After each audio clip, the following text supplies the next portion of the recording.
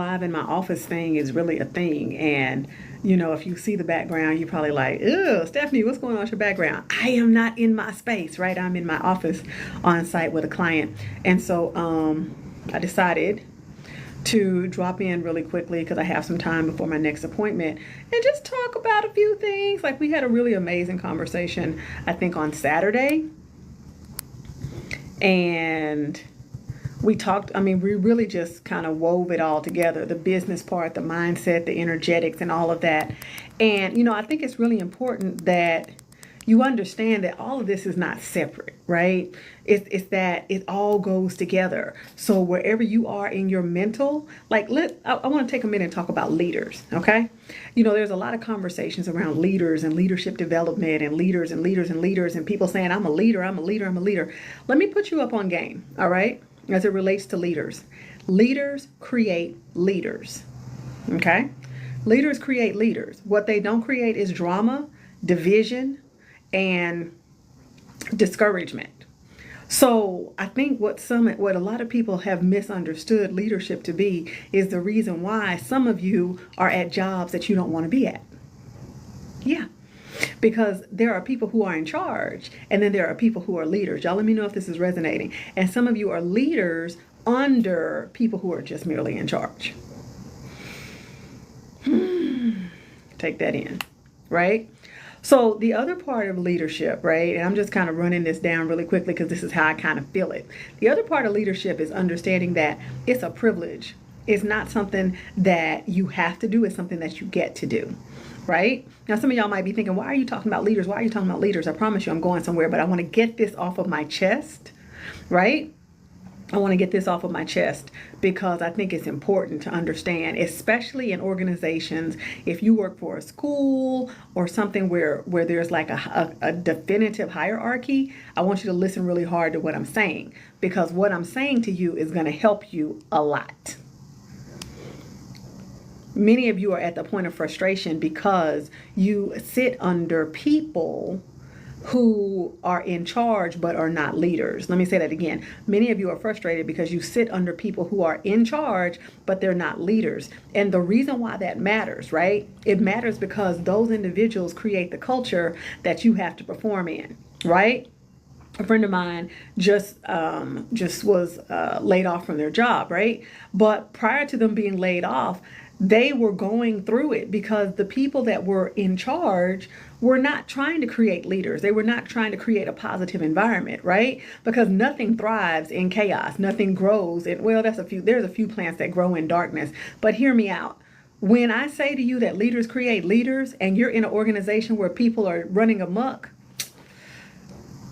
that's the problem. So as we connect that, okay, I'm going somewhere, right? So let's connect that to brand, all right? Some of you are building companies, right? You're not just working under a company, you're building a company.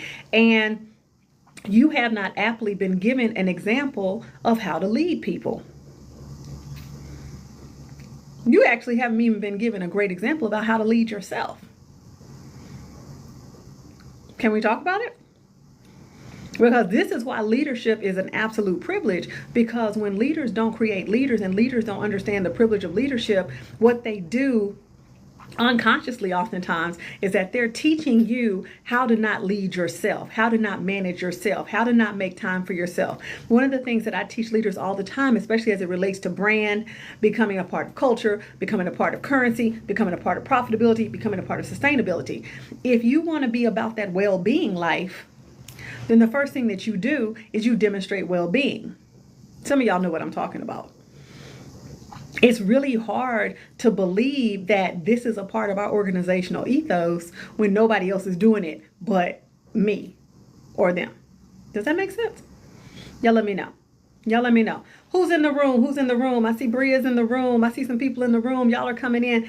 Hey, drop your business name. Introduce yourself to the room. You know how we do this. My name is Stephanie D. McKenzie, and I am a award-winning marketer, but I'm also a fractional brand and leadership development executive, as well as an educator. Today, I'm actually on site. So if you're wondering, like, okay, Stephanie, you're really dressed. I love to get dressed.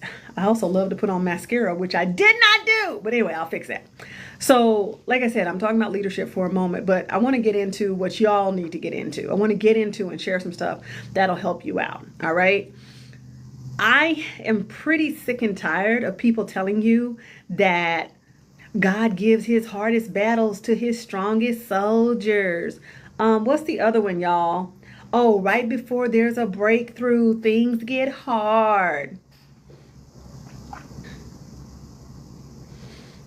I am so sick of suffer culture.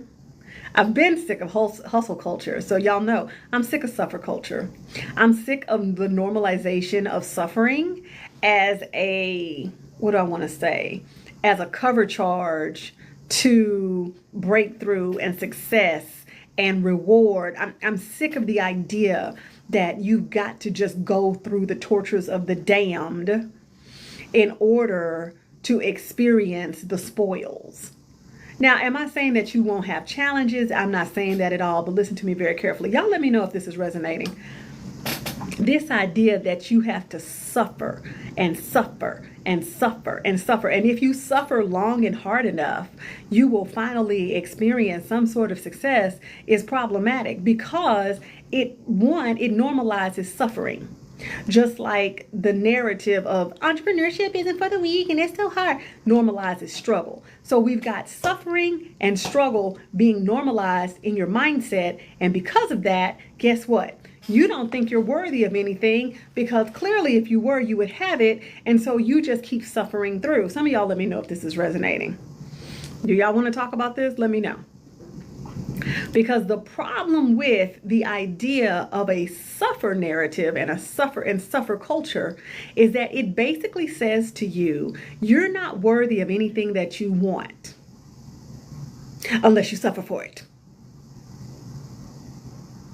When the truth of the matter is that where you are and where you want to be may have nothing to do with how hard you need to struggle and how much suffering you need to do in order to achieve that. It may have everything to do with the fact that the reason why you're suffering, the reason why you're struggling is because that's what you programmed your brain to believe is necessary for you to get the things that you desire and you deserve. I'm done. I'm done. I'm done. That's all I had. I'm kidding. But y'all let me know. Let me know. Thank you for that. Thank you for the tea. Thank you for the tea. So I just dropped in, like I said, in between my meetings to let you know so that if you know, you can let someone else know and hopefully they can let somebody else know that you are completely worthy of what you desire. Listen, you're completely worthy of what you desire. And so the reason why I take the time to dismantle hustle and dismantle struggle and dismantle these thought processes in your head is because I want you to get to the point where when you see a challenge, you start to raise up, right? And you sit in your power posture and you say, man, how do I get over this? Not, ooh, well, it's hard. I guess if it's hard, I must be on the right path. No, if it's hard, you're probably on the wrong path, or you're probably taking the wrong step, or you probably zigged when you should have zagged. So I'm being real random, but not really. Some of y'all know. Some of y'all are in here and you know that I'm gonna give you, let me give you a few little gems before I roll out to my next appointment. Because I want you to stop playing in your own face. I literally want you to stop playing in your own face. Something I thought about today for myself is that, you know what, despite the fact of being this, marketer and this brand development, this leadership development and and these awards and this, that, and these clients and whatever, truthfully, I don't do a great job of positioning myself and our company. I don't do a stellar job. I really don't. I definitely know I could do better. Right? But I don't have to suffer through that to get to that next stage. Does that make sense? Now, I'm great at doing it for other people, and some of y'all understand that. And I think I'm good at doing it for us, right? But I'm not as stellar doing it for us as I am for other people. This is why I have to hire people to do the things that I need done. Sometimes just the change of perspective is all you need. Like a change of perspective, like getting an additional vantage point is all that stands between you, where you are, and where you want to be.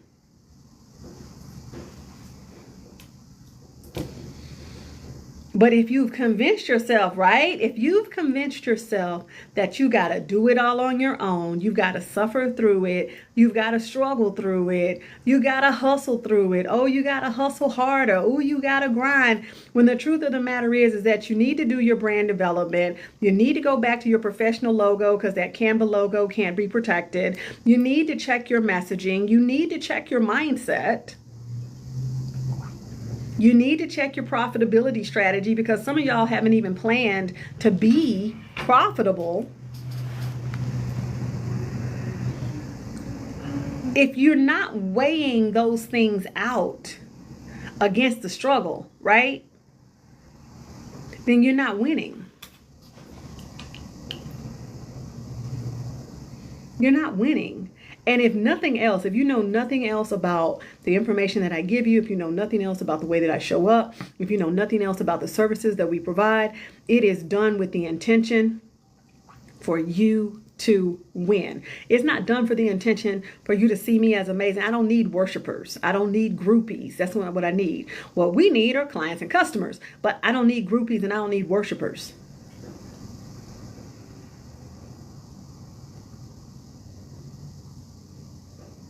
And unfortunately, there's a lot of people in this space, in the helping space, in the mentoring space, in the advising space, in the consulting space.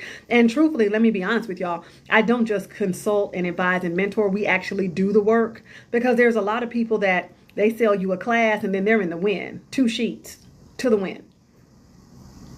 Yes, we have classes. Yes, we have programs. But at the end of the day, we actually do the work. I actually sit down and develop brands.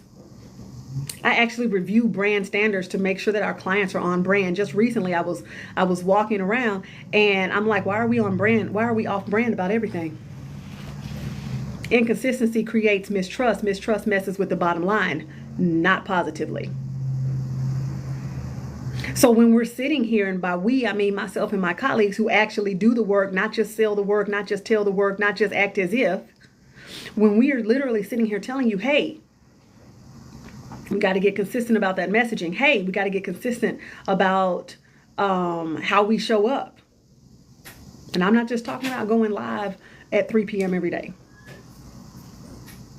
I'm talking about consistent, how you're showing yourself. Consistent in your typography, in your palette. And that means your colors, y'all. Typography means your fonts. Consistent in the messaging. Consistent in the ask. Consistency is probably what's standing between you and where you want to be. And some of you are not on a low place. Like I said, it's cute to make 6 figures till you realize you're supposed to make 7.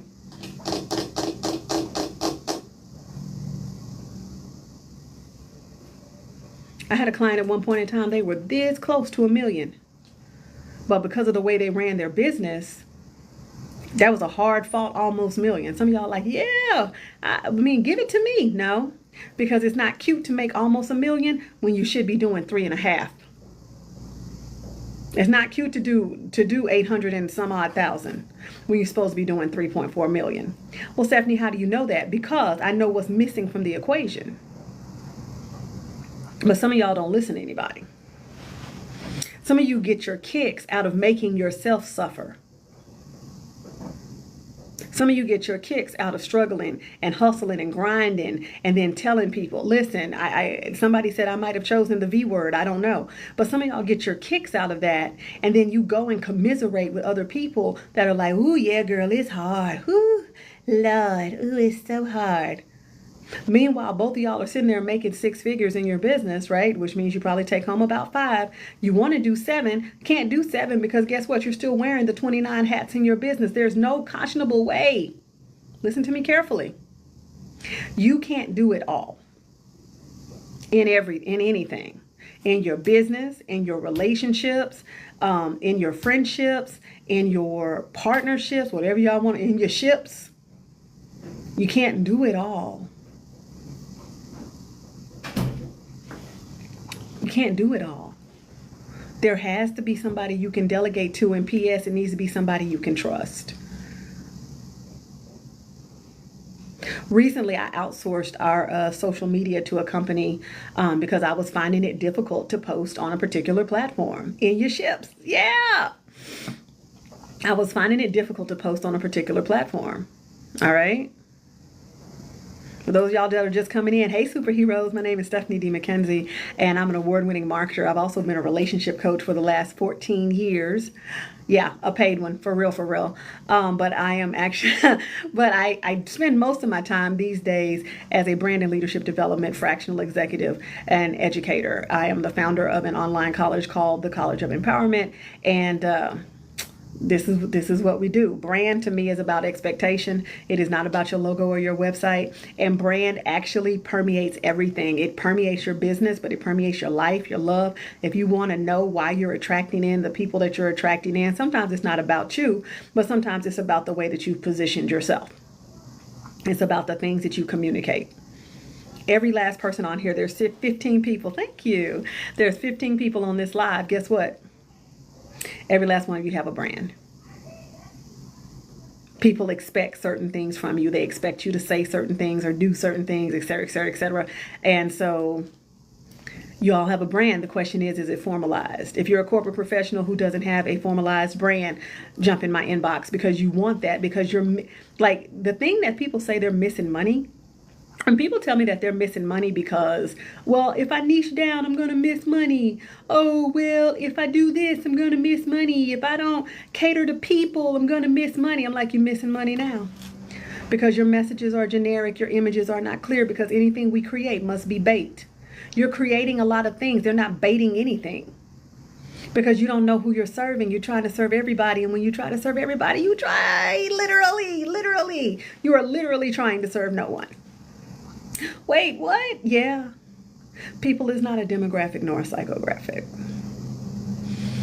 I'm just saying. So, real quick, I got time for one question. I got to get off to my 2 o'clock. My battery is at 15%, and it is a video call that I am super excited about, and hopefully I'll be able to tell you guys about. But questions, comments, concerns, anything. You know, you can find me on YouTube. You can find me on LinkedIn. You can find me on Instagram. You can find me here. You know, and feel free to reach out if you need to be supported. We do offer a 30-minute connection call where we can talk, because I want to see, listen, can I just tell you the truth? At the end of the day, no matter what I do, I want to see you win. I want to see you win. You've mastered losing. You've mastered taking that L. You've taken the L over here. You've taken the L over here. You've taken the L's here. Let's win. Let's win. And I'd love it if we could win together, but let's win. So everything that I talk about, though it might be about business, right? It really actually goes the gambit of your entire existence, right? And that's really important. That's really important for you to know that. In fact, I wrote a whole book about it. It's called The Business of Dating, where I took business theories and concepts and I applied them to dating. I think it's still available on Amazon anyway. That's how I would teach my students. I'm a former college professor, by the way. So, nevertheless, hopefully something I said was helpful. If you're trying to bring some sort of consistency to how you show up to your company, to your company's brand or your corporate brand, Amazon, feel free, right? Here's one thing I want to give you before I go over to this call with my battery at 13%, but it's going to be okay. One of the things I want to give you is look at whom you're seeking to serve and what they're used to. See what they're used to and see how your images, your messages, your offers align with that. All right? It's a lot of people out here saying that they serve, you know, affluent and millionaire mindset. They really don't. They have no idea what that is. That's why they're saying it so much. Money is audible, but it isn't loud. Money speaks in an audible tone, but it is not loud. It does not yell. Now, some people may say differently, but this is my life, so I'll say what I want. Anyway, so hopefully something I said was super duper helpful. I have probably 8 books available on Amazon. If you Google my name on Amazon, Stephanie D. McKenzie, you'll see them all. So if you want to get those, absolutely. Business of Dating. I can't remember the rest of the books. The Book of Buy. So many other things. I can't even remember the name of the books, y'all. Oh, my bestseller is called What is Kryptoniting, which is based on my TEDx of kind of the same name. Hey, Kuma, you're coming in right as I'm going out. So, anywho, listen, like I said, at the end of the day, I truly want you to win. We started this conversation with a little bitty gem about leadership. But like I said, at the end of the day, if you're looking to create more consistency, because consistency creates trust, look at the audiences, plural, that you are seeking to serve. Look at what they're used to, and then look at how you measure up. All right? That's the one thing I have to offer you guys. If I can serve and support you in any way, I'm happy to do so. Check out the link in my bio. And I love you. Sending you black lips and warm hugs or something. Bye.